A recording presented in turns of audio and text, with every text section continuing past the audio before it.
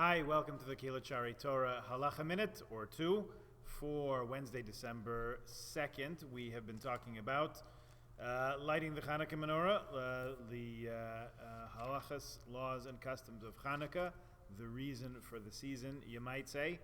And we're up to placement of the lights. Here are the words of Kitzur Shulchan Aruch.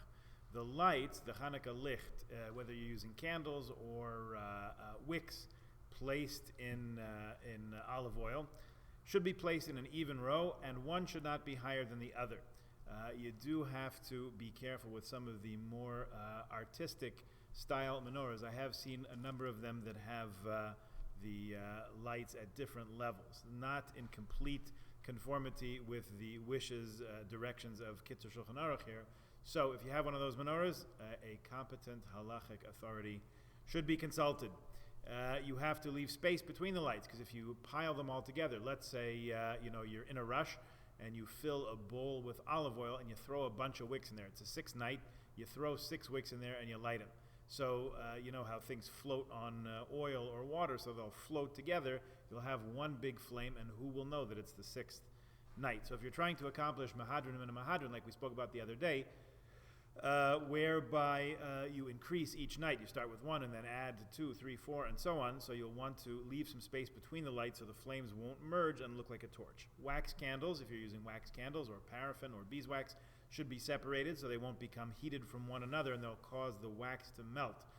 This does happen with menorahs that are packed very close together. Once you light them, the heat from each candle melts the other and they're gone in 10 minutes or so. So you want them to be lit for a half an hour after nightfall, so be careful to place them a little bit further apart. And here, as we say, if you fill a dish with oil and put wicks in it, you have to put a cover on it, or some kind of divider, so that each wick counts as a separate light. A lamp that has 2 or more branches should not be kindled by 2 persons, even on the first night, because there's no way to tell how many candles are lit. If you're trying to look for an angle here, and you have a 12-branched menorah, I don't know, so this is what you found in the garage.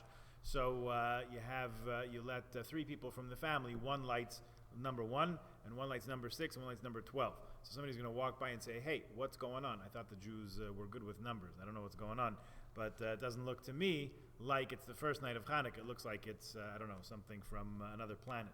So if you have, the widespread custom, I would say at this point, is to have a menorah with 8 holders for candles or for oil, and to start with 1 and add 2, and proceed on from there. Okay, so that's how to place the lights. Again, if you're using a menorah, you really don't have to worry too much about these things. The work is pretty much done for you by the menorah designers, assuming that they were taking all of these things into account. All right, tomorrow we will start speaking about what time to light. Okay, please join us then. In the meantime, have a wonderful day.